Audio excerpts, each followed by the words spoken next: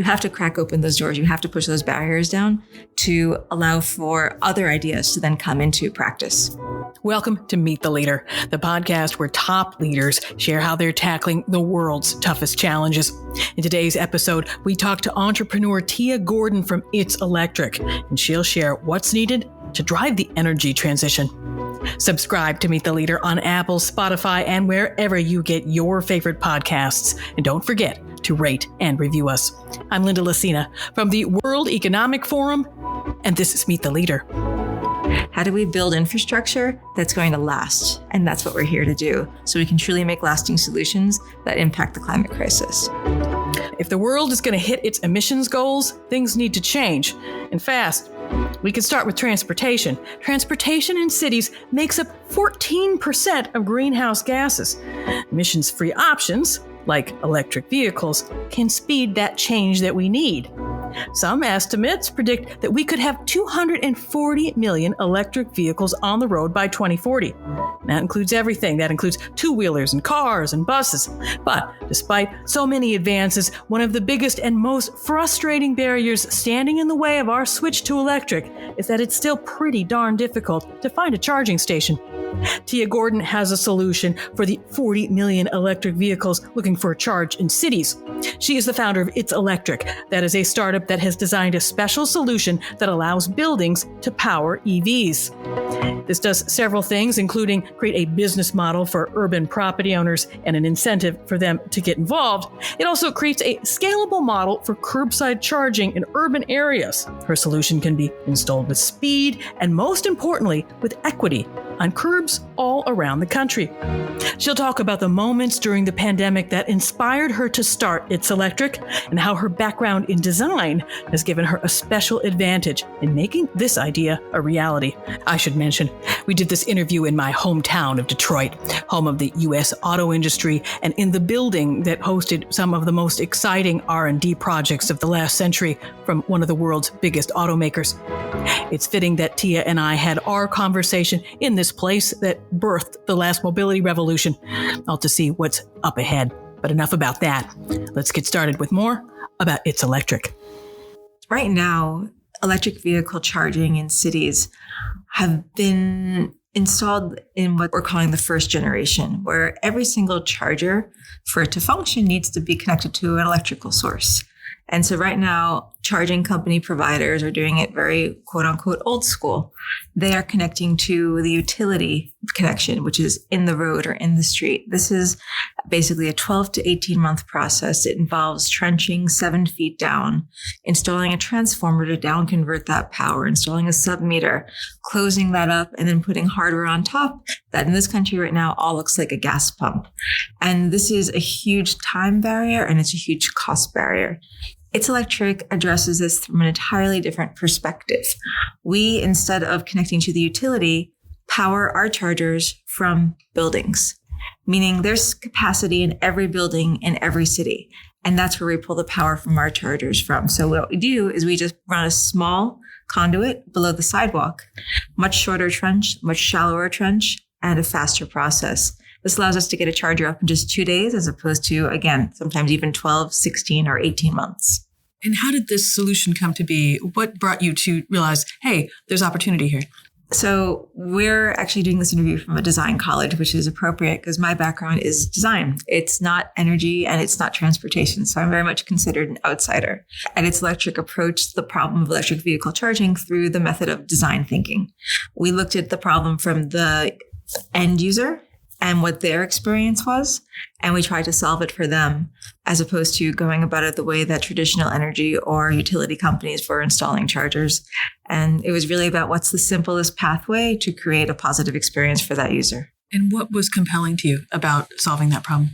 ItsElectric was also born during the pandemic, and I live in New York City. And so New York was very much for the US ground zero for the first wave of COVID-19 that came across. I also lived in New York City during 9/11 and during Hurricane Sandy. But for a variety of reasons we can all understand, the pandemic was a very difficult time to live through in New York City. And I started looking into this concept around disaster management. It was a very bleak reading topic for me, but it was one that I dove into during this time. And there was a concept that came up to me in my reading that was called left of the boom. The boom is the disaster.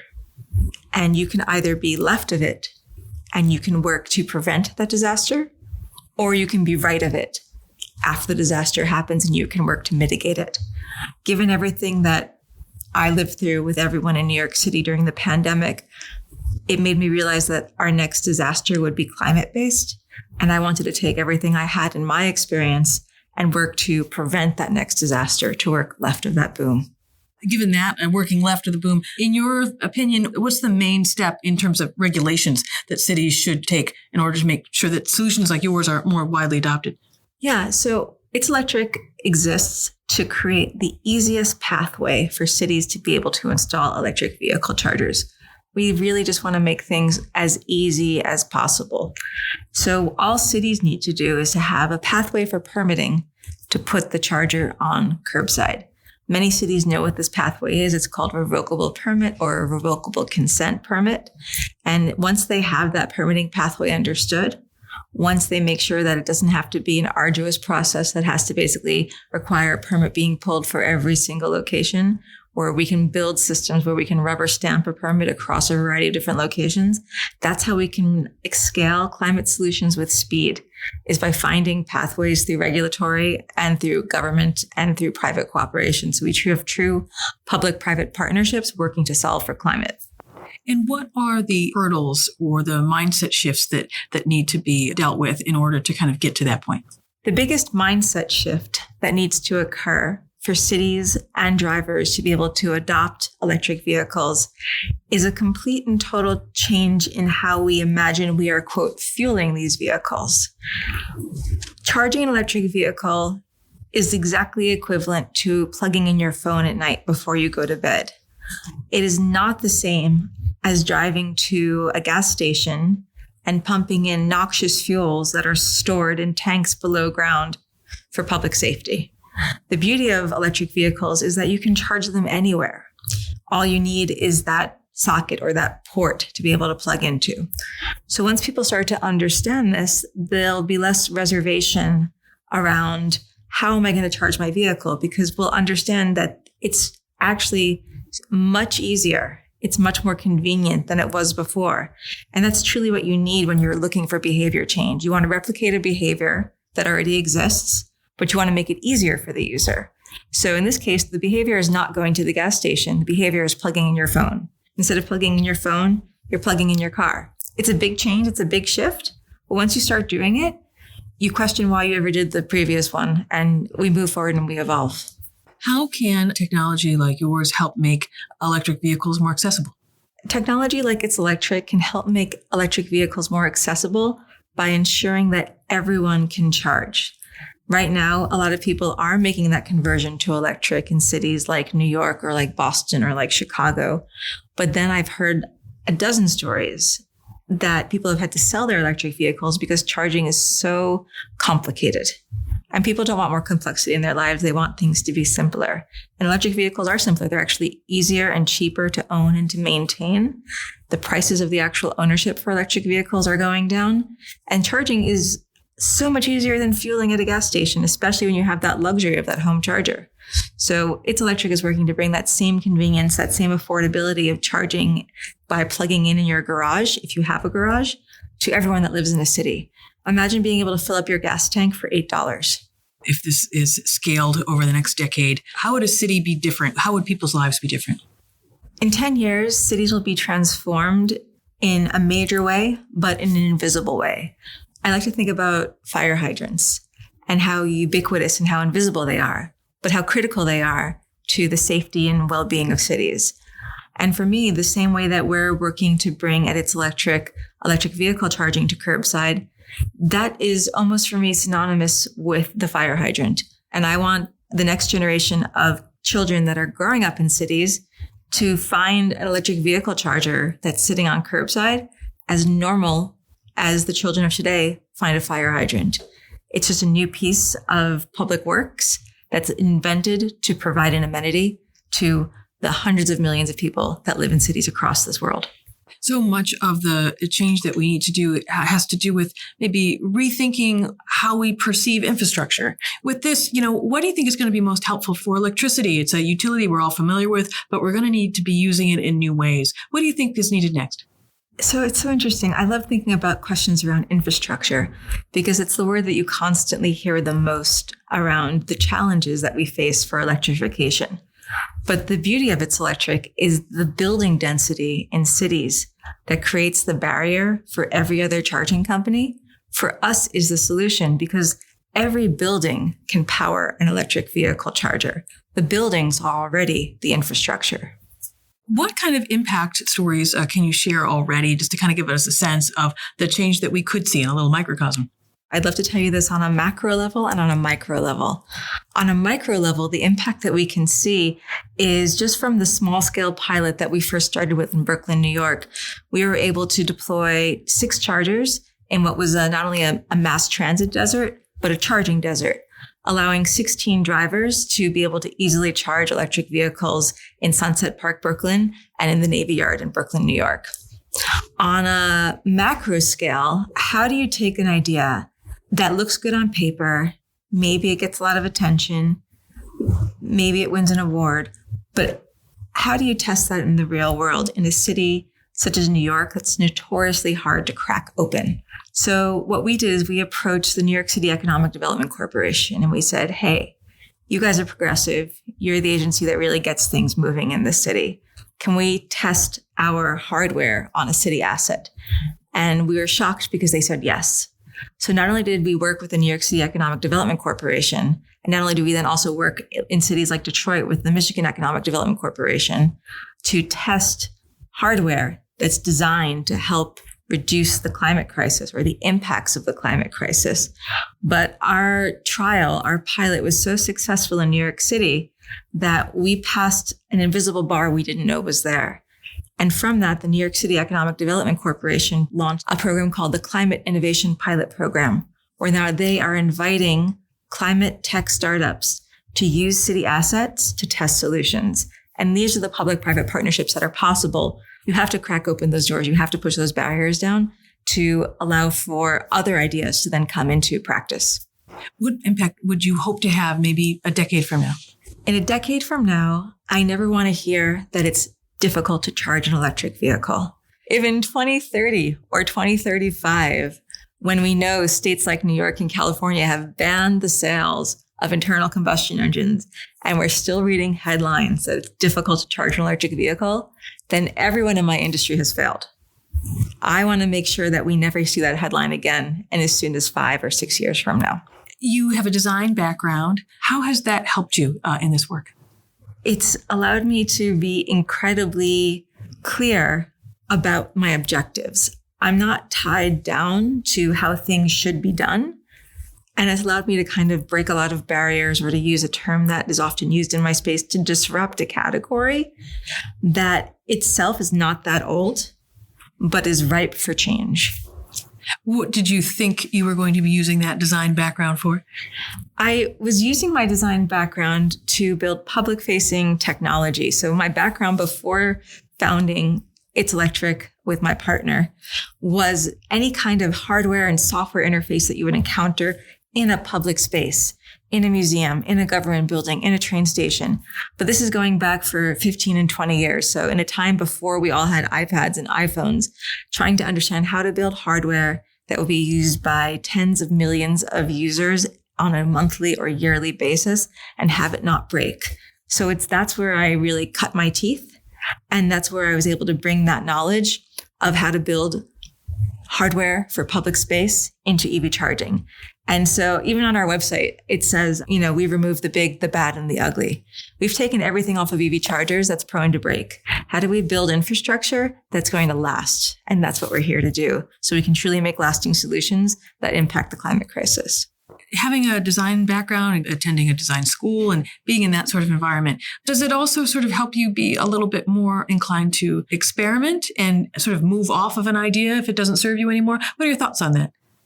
Absolutely. The best part of this entire journey that we've been on, it's been so fast and we've achieved so much, has been the fact that I have this entire network that works across every possible discipline in design, from architecture to branding to industrial. And I've pulled in experts from every single area to help solve this problem. And everyone has jumped in with both feet because we see the urgency and we see that design is needed to help solve this problem. So design needs definitely to be celebrated as the way to help solve problems when perhaps more traditional methods have failed. Is there a way that you have sort of changed as a leader, something that maybe you do now that maybe you wouldn't have done at the beginning because it wouldn't have occurred to you? Ways that I've changed as a leader has been to be incredibly bullish because of the fact that we actually don't have a lot of time. I think that everyone feels like we're in a very comfortable space. Global warming, maybe it feels like a nice warm bathtub that we're slowly leaning back into, but it's a horrific end game if we don't make an impact immediately. There's an incredible article that came out in a major publication that said the heat will kill you first. And having lived in New York through all sorts of different changes, we're not prepared for massive heat waves. Our infrastructure is not prepared. Our citizenry is not prepared. We can begin the steps we need to mitigate climate change to help control this, but we need to be bullish. We can't be shy. We can't be slow. We need to try things. We need to try things and fail. But we know to at least we've tried these pathways. And if those don't work, we need to move on to find those more immediate solutions. I like to say that we don't want to basically wait 10 years and say, okay, well, we're going to wait till everything is perfect. We're going to wait for a technology that doesn't exist. I've had conversations with people who have been a little bit pushy with me. And they've said, well, I'm not sure about your solution because what if someone else invents a machine that just sucks all the carbon out of the atmosphere in 2 years? And I said, well, that would be great. But what if they don't? What can we do now with the infrastructure we have now, with the technology we have now, and with the talent we have now to not put ourselves in a wait and see condition? We have the tools. We have everything we need to make these changes happen, and we need to do it with immediacy. If you were going, we talked a little bit about how cities can be a little bit more open to new solutions and experimentation and things. And what do you think they should be focused on to kind of do a little baby step to get us to the big goal?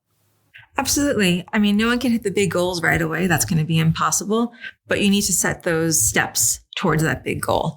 So for example, in New York, right, if we're going to have all new vehicle sales by 2035 be electric, we have interim steps that get us there. So we need to anticipate. So let's say that means that in 2026, we're going to have anywhere between 1 to 200,000 more electric vehicles on the road.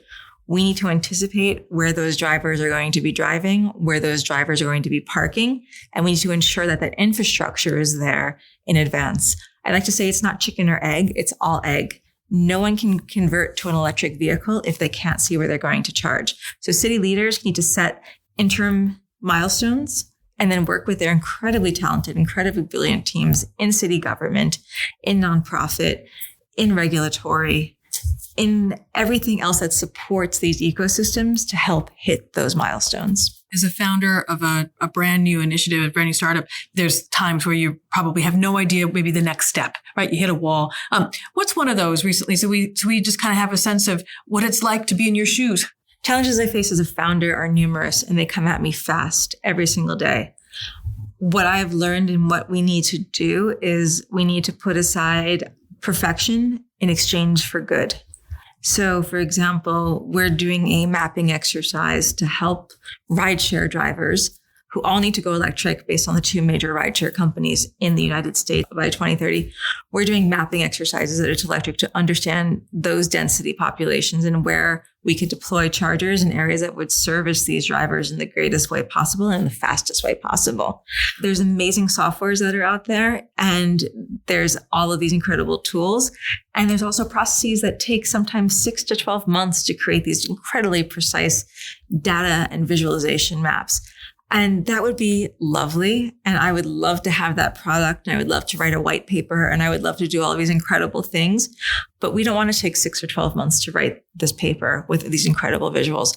What we want to do is we want to create maps. We want to share that information as quickly as we possibly can. We want to get feedback on it. We want to refine it. We want to start going out into these neighborhoods and understanding the appetite and the support of having electric vehicle chargers in these neighborhoods. And that just comes down to speed. So you need to basically put aside what would be the most ideal and the shiniest and the prettiest way of doing some things in favor of what can be faster and a little bit uglier, but gets the job done in a faster way. Is there a book you recommend? Oh, wow. Yeah. So I talked about Left of the Boom. So one of the books that I've read numerous times that is where Left of the Boom comes from is a book called The Devil Never Sleeps. And it's how we're living in a time of endless disaster. And I began reading this book right before Russia invaded Ukraine. And it's true that we are living in a period of time where it's going to be endless disaster. That's going to be a combination of man rot and climate rot. And so how do we work forward to prevent this? And I can't fix the man side, but I can fix the climate side. What would somebody take from that book if they read it? They would understand, hopefully, what I did, that there's two positions you can take, either the before or the after. And in both cases, the author really kind of lays out how she put forward plans for both the before and the after. During her work, I believe she was part of the Obama administration, to mitigate or to prevent. And these are the two mindsets we need to be in right now. If anyone's working even close to the climate space, is you're either working to mitigate after it happens, and you need to have your plan A, your plan B, your plan C, or you're working to prevent. And then how do you get there fastest? Is there a piece of advice that you've always been grateful for? Yes. But one of my very first jobs, I had an incredible supervisor. And she told me to stop making so many jokes. But I actually took that advice and then didn't take that advice. Because I think that we live in a time when if you don't lighten up the situation, it can be just too much. And so if we can laugh a little bit as we're working to find these solutions, I think it can help us together to be more human in what we set out to do and what we set out to achieve and what we can achieve together. That was Tia Gordon. To learn more about electric vehicles, check out our latest report, Scaling Investment in Electric Vehicle Infrastructure in Cities. Learn how cities like London and Oslo are making it easier to go electric. A transcript of this episode and my colleagues' podcast, Radio Davos, are all available online. Just check out wef.ch/podcasts. This episode of Meet the Leader was produced and presented by me, with Jerry Johansson and Taz Kelleher as editor, Yves Schaffner as studio engineer in Detroit, and Gareth Nolan driving studio production. That's it for now. I'm Linda Lacina with the World Economic Forum. Have a great day.